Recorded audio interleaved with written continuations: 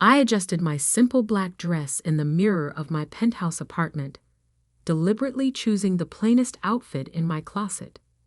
The standard issue MacBook I'd bought specifically for family visits sat on my desk, its screen displaying a few basic digital art pieces.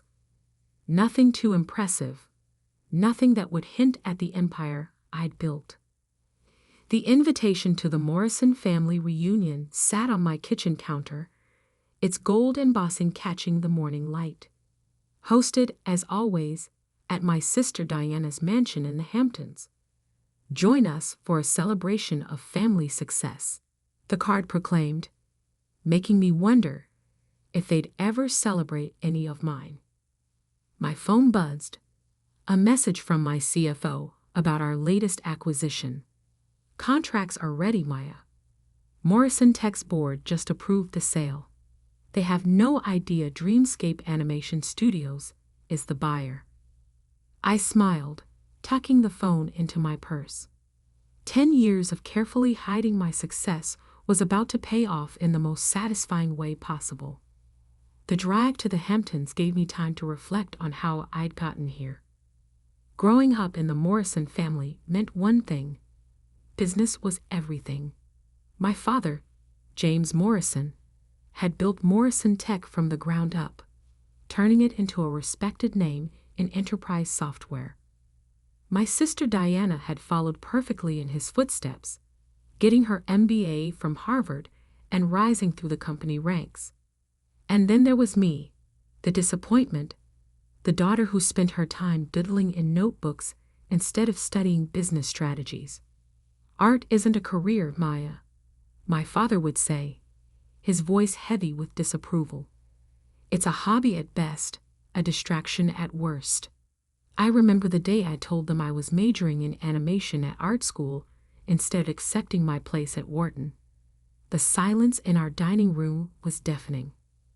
"You're throwing your life away," Diana had said, while our mother quietly dabbed at her eyes with a napkin, as if I'd just announced a terminal illness. What they didn't know, what I never told them, was that I'd also been taking night classes in business administration. While they thought I was wasting time at art school, I was actually building the foundation for something bigger than they could imagine. My first animated short film won a student competition. The prize wasn't much, $5,000 and some industry recognition, but it was enough to start. I used the money to hire 2 other artists, working out of my tiny apartment to create content for small businesses. That's when I discovered something interesting. The corporate world was desperate for good animation. Training videos, marketing materials, product demonstrations. There was a huge market for high-quality digital content, and very few studios that could deliver it professionally. Within 2 years, my little team had grown to 15 people. We incorporated as Dreamscape Animation Studios, with me using my middle name, Phoenix, on all the paperwork.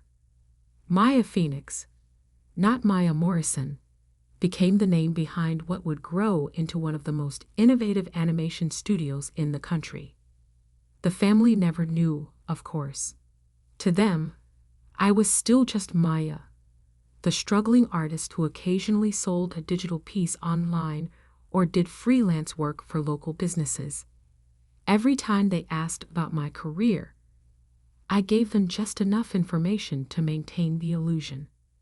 Diana's mansion came into view, its manicured lawns and perfect landscaping exactly what you'd expect from someone who measured success in square footage. Cards lined the circular driveway, all luxury brands, all making my deliberately modest Honda Civic look even more out of place. I parked at the far end of the drive, taking a moment to check my reflection again. I'd left my designer clothes at home, worn minimal makeup, kept my hair simple. Everything about my appearance had been carefully curated to maintain the image my family had of me. The struggling artist, the family disappointment. "Maya," my mother's voice carried across the driveway as I approached the house. "We were starting to wonder if you'd make it." I returned her air kiss, noting how her eyes quickly scanned my outfit, probably calculating its cost and finding it appropriately underwhelming. "Traffic," I explained, following her into the house, "and I had to finish a commission." "Oh, someone actually paid for your drawings?" The pause before drawings was subtle but deliberate. If she only knew that just yesterday I'd signed off on a $50 million contract with a major tech company for a series of animated training programs. Instead, I smiled sheepishly. Just a small business website. Nothing exciting. The house was exactly as I remembered it from previous gatherings. Ostentatiously decorated, designed to showcase the Morrison family's success. Photos lined the walls. Diana at her Harvard graduation, Diana with the Morrison Tech Board, Diana on the cover of Business Weekly. The single photo of me was from high school, before I'd disappointed everyone by choosing art over business.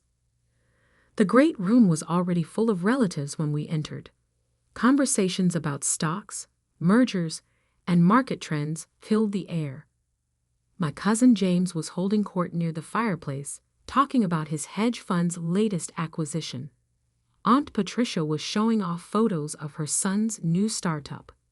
And there, in the center of it all, was Diana, perfectly coiffed in what I recognized as a $12,000 Oscar de la Renta dress.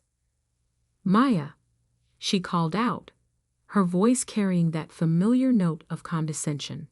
"I'm so glad you could take time away from your art to join us." She embraced me briefly, careful not to wrinkle her dress. "You look," she paused, searching for a diplomatic word, "comfortable." "Thanks," I said, pulling at my target dress self-consciously, playing the part she expected. "Your dress is beautiful." "Oscar de la Renta," she confirmed, smoothing the fabric. "A little celebration for closing our latest acquisition. Morrison Tech just bought out our biggest competitor in the enterprise software space." I bit back a smile. If only she knew that in less than 24 hours, Morrison Tech itself would belong to my little art studio. "That's wonderful," I said. "Things must be going well." "Better than ever," she beamed. "In fact, I was just telling everyone about our next big move. We're branching into digital content creation, animations for corporate training, marketing, that sort of thing." My heart skipped a beat. This was exactly why I'd moved to acquire Morrison Tech. They were planning to enter my territory, potentially becoming a major competitor. Instead, they were about to become part of my empire. Not that Diana knew that yet. "Animation?" I asked innocently. "That sounds complicated." Diana laughed, the sound carrying across the room. "Oh, Maya, it's all business strategy. The actual drawing part is just technical work. We'll hire people for that. People like," she gestured vaguely in my direction. "Well, Other relatives had drifted over, drawn by Diana's laugh. "Still drawing cartoons, Maya?" my cousin James asked, not bothering to hide his smirk. My fund is always looking for administrative assistants if you want a real job." "Thank you," I said quietly. "But I'm doing okay with my art." "Okay?" Diana raised an eyebrow. "Is that why you're still driving that old Honda? Still living in that tiny apartment?" They had no idea that I owned the entire building where my tiny apartment was located, or that my car collection included a Porsche and 2 Teslas. The Honda was just for family visits. "I get by," I shrugged. "Not everyone needs a mansion." "Getting by isn't the same as succeeding." My father's voice came from behind me. I turned to find him watching me with that familiar look of disappointment.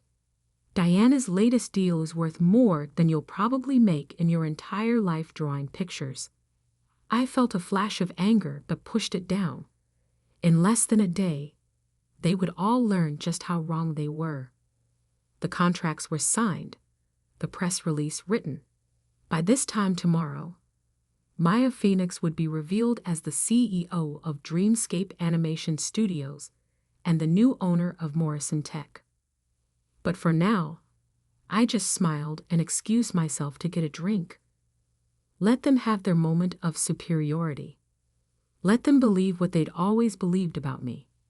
After all, revenge is an art form too. The family reunion dragged on into evening, each hour bringing a new opportunity for my relatives to remind me of my perceived failures. I kept checking my phone, watching as messages from my executive team confirmed that everything was in place for tomorrow's announcement. Press release approved by legal. New York Times exclusive secured. Board transition documents ready for signing. I was standing by the floor-to-ceiling windows, watching the sunset over Diana's perfectly manicured garden. When my father approached, he held a glass of his favorite scotch, the same brand I had a case of in my office, though he didn't know that. "Maya," he said, his voice carrying that perpetual note of disappointment, "your mother and I have been talking." I braced myself. These conversations never ended well. "Diana's new digital content division will need artists," he continued. "Basic level stuff. Nothing too creative. But it would be steady work, benefits, a real salary." He emphasized real, as if what I did wasn't real work. "She's willing to give you a chance, despite your limited business experience." I took a sip of my champagne to hide my smile. If he only knew that my company's annual revenue was nearly triple what Morrison Tech made in digital services. "Thank you, Dad, but I'm okay with my freelance work." He sighed heavily. "Maya, you're 32 years old. Don't you think it's time to stop playing around with drawings and join the real world? Look at your sister. She's made something of herself." Through the window's reflection, I could see Diana holding court among our relatives, probably sharing another story of her business triumphs. She'd always been good at that, making sure everyone knew exactly how successful she was. "I know you think art is just playing around," I said carefully, "but there's more to it than you realize." "Is there?" He gestured at my simple dress, my unassuming appearance, because from where I stand, all I see is wasted potential. You could have gone to Wharton, could have been part of Morrison Tech's legacy. Instead, you chose to throw it all away for what? Digital doodles. The words stung, even after all these years, even knowing what I knew. Actually, I started, almost ready to tell him everything, but my phone buzzed again. A message from my COO. "Morrison Tech board members all confirmed for tomorrow's 9 a.m. meeting. They have no idea what's coming." I swallowed my confession. Less than 12 hours. I could wait that long. "Actually what?" my father prompted. "Nothing," I said. "You're right. I made my choices." He shook his head and walked away, leaving me to watch the final rays of sun disappear behind the trees. Across the room, I heard Diana's laugh ring out again. "Maya's always been different," she was saying to our Aunt Patricia. "Some people just aren't cut out for real success. At least she's finally accepting the hand up we're offering." I checked my watch. 7:30 p.m. In less than 14 hours, everything would change. The rest of the evening passed in a blur of subtle jabs and condescending offers of help. Cousin James offered to teach me basic business accounting. Aunt Patricia suggested her daughter could help me build a proper website for my little art business. Even my mother got in on it, quietly showing me job listings for graphic design positions at local marketing firms. Through it all, I maintained my facade of quiet resignation, playing the role of the struggling artist they all expected me to be. But inside, I was counting down the hours. Finally, as the party wound down, Diana cornered me by the coat check.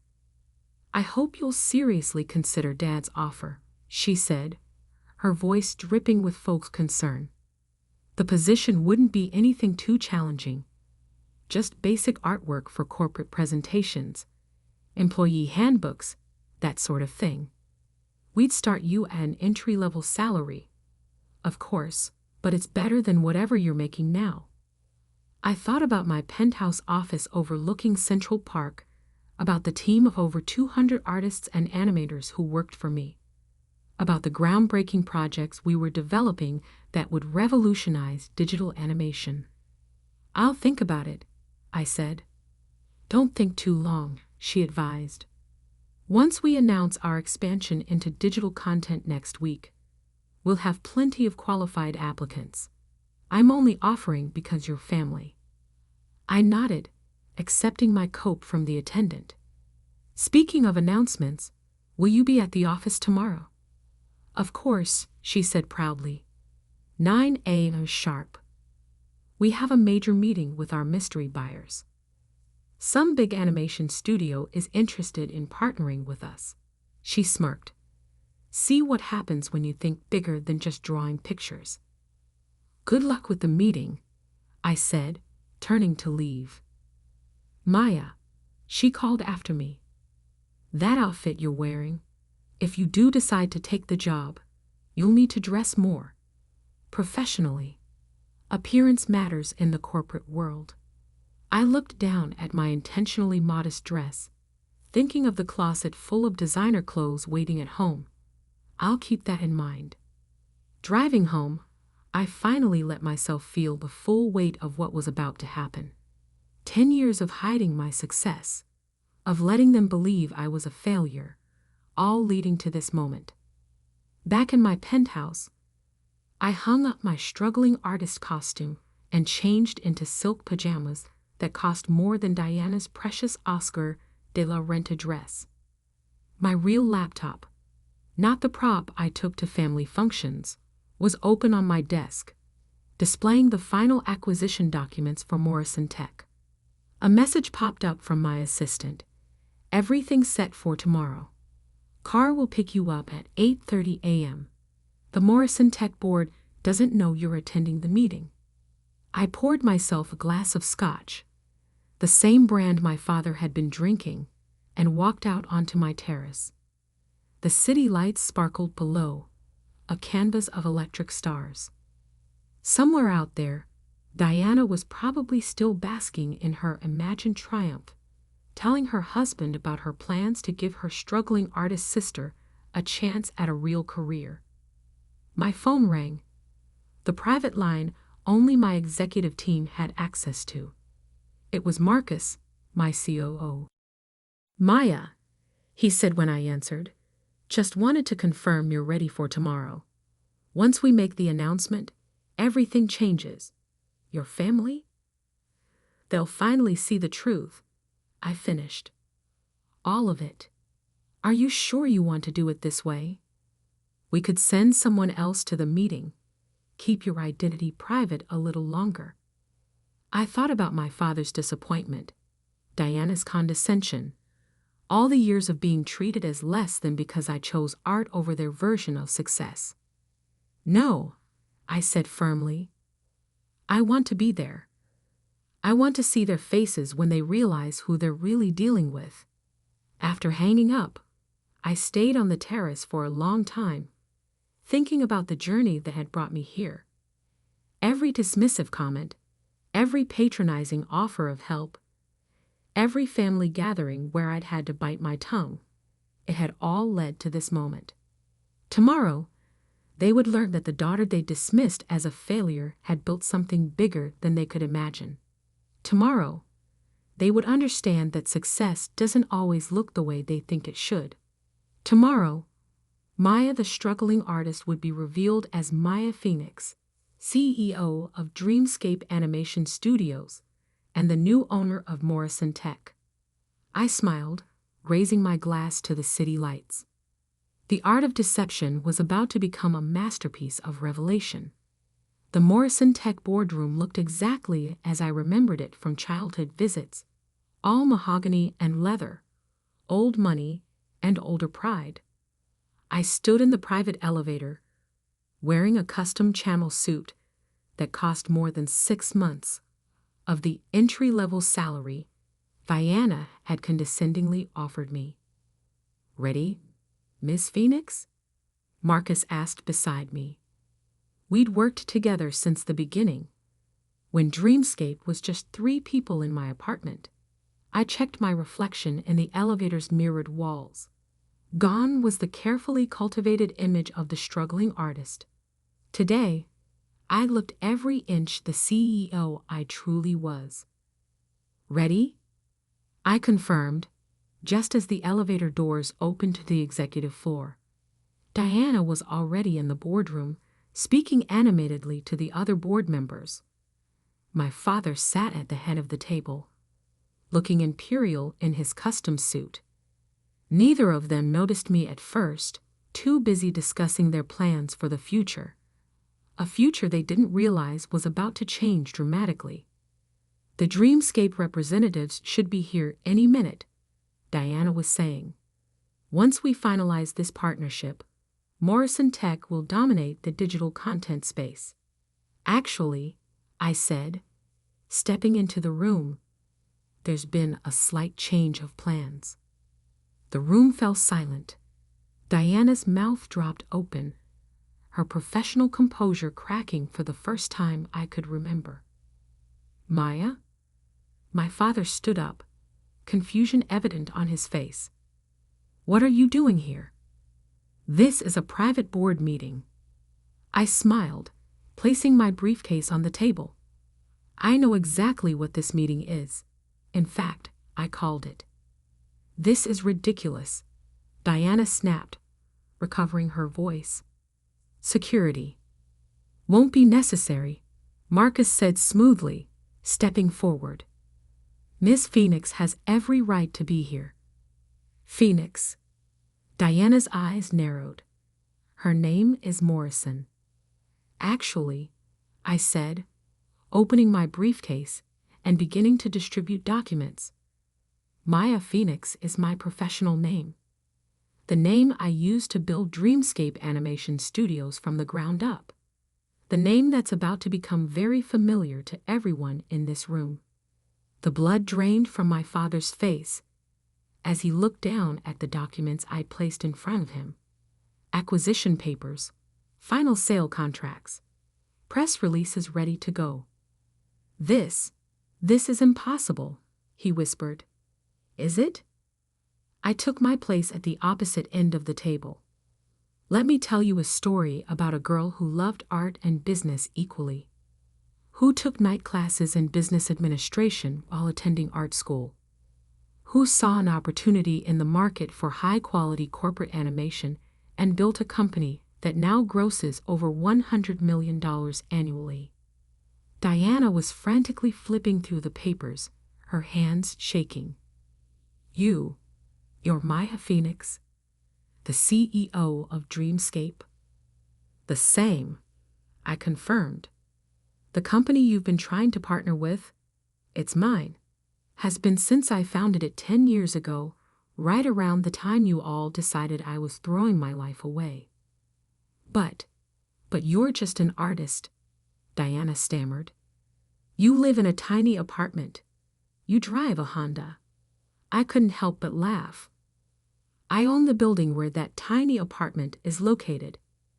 The Honda is just what I drive to family functions. Would you have preferred I showed up in my Porsche? Given you one more thing to assume I couldn't afford." My father was still staring at the documents, particularly the page showing Dreamscape's current market valuation. "All this time," he murmured. "All this time," I agreed. "Every family gathering where you mocked my career choice. Every condescending offer of help, every comparison to Diana's real success. I was building something bigger than Morrison Tech could ever dream of being. Why? Diana demanded. Why hide it? Why let us think? Because you never would have accepted it. I cut her off. You would have tried to take control, to make it part of the Morrison Tech empire. You would have turned my vision into just another division of your company. I needed to build this my way, on my own terms. I stood up, smoothing my designer suit. And now, as of 9 a.m. this morning, Dreamscape Animation Studios is the proud owner of Morrison Tech. We'll be restructuring the company, focusing on innovation rather than tradition. Diana, your position as CEO will be eliminated, though you're welcome to interview for a role in our creative department. Father, you'll be transitioned to an advisory role until your retirement next month. The silence in the room was absolute. Even the other board members, who usually deferred to my father in everything, sat in stunned silence. You can't do this, Diana finally whispered. Actually, I can and I have. The board approved the sale last week, though they didn't know I was the buyer. The contracts are signed. The press release goes out in, I checked my watch, approximately 10 minutes. As if on cue, my phone buzzed. The New York Times exclusive was live. Art meets tech. Dreamscape Animation Studios acquires Morrison Tech in surprise deal. CEO Maya Phoenix reveals plans for digital innovation. I turned my phone around, showing them the headline. By the way, Diana, about that entry-level position you offered me yesterday, I'll have to decline. I'm afraid I'm overqualified. The next hour was a blur of legal formalities, shell-shocked board members signing transition documents, and my father sitting in stunned silence at the head of the table that was no longer his to command. As the board members filed out, leaving just my family, Diana finally found her voice again. All these years, she said, her voice hollow, you let us believe you were struggling. You let us pity you. No, I corrected her. You chose to pity me. You chose to see what you expected to see. The failed artist, the family disappointment. You never once considered that I might be capable of more. My father stood up slowly, looking older than I had ever seen him. Maya, save it, I said, but not unkindly. I didn't do this for revenge. I did it because it was the right business decision. Dreamscape needs Morrison Tech's infrastructure to expand, and Morrison Tech needs our innovation to survive in the modern market. I gathered my things, preparing to leave. There will be a family dinner tonight at Le Bernardin to formally announce the merger. I trust you'll both be there. They nodded mutely. Good. Oh, and Diana? I paused at the door. To dress professionally. Appearance matters in the corporate world, after all. The ride back to my office was quiet. Marcus knew me well enough to let me process everything in silence.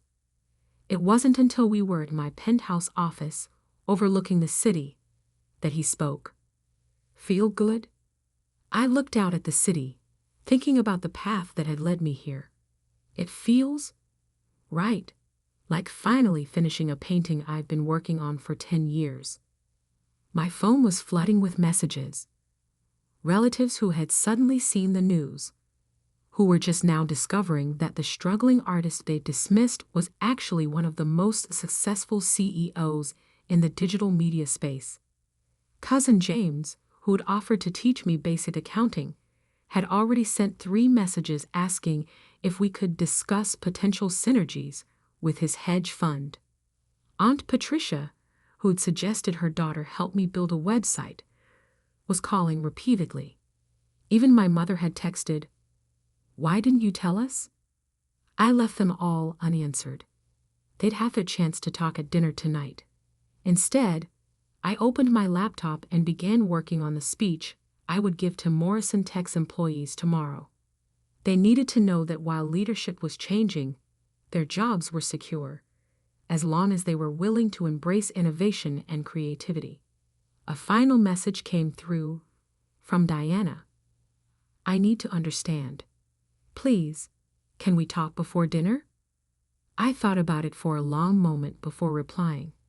Come by my office, the real one. Top floor of the Phoenix building on 5th Avenue. The security desk will be expecting you. An hour later, Diana stood in my office, looking distinctly uncomfortable.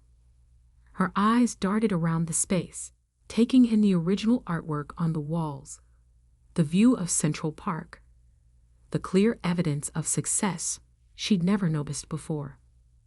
Why? She asked simply. Why what? Why did I hide my success? Why did I buy Morrison Tech? Why did I let you all believe I was a failure? All of it. I gestured for her to sit, because you and Dad never would have accepted my success on my terms. You would have tried to make it fit your definition of achievement. Board meetings, quarterly reports, traditional corporate structure. But Dreamscape succeeded precisely because it wasn't traditional. We innovate. We create. We do things differently. But we're family, she protested. We could have helped. Like you helped yesterday. I raised an eyebrow, offering me an entry-level position out of pity. That's not help, Diana. That's control. She had the grace to look embarrassed.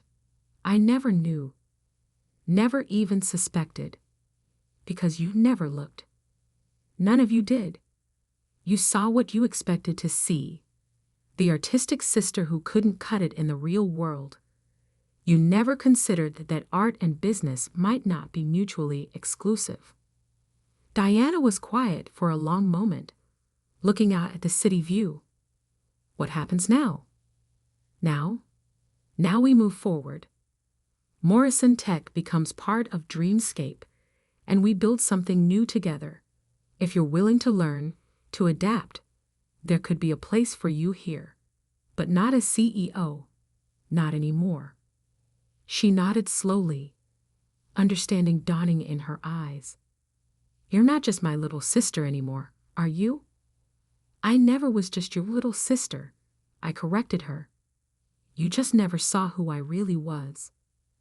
That evening, as I stood addressing our extended family at Le Bernardin, I saw something I'd never seen before in their eyes. Respect. Not pity, not condescension, but genuine respect. To new beginnings, I raised my glass, and to the art of success. Later that night, back in my penthouse, I opened my old sketchbook, the one I'd carried through art school, filled with the early concepts that would become Dreamscape's first projects. On the final page, I'd written a quote that had guided me through all these years. The greatest art lies in hiding your mastery until the perfect moment of revelation. I smiled, closing the book. My masterpiece was finally complete.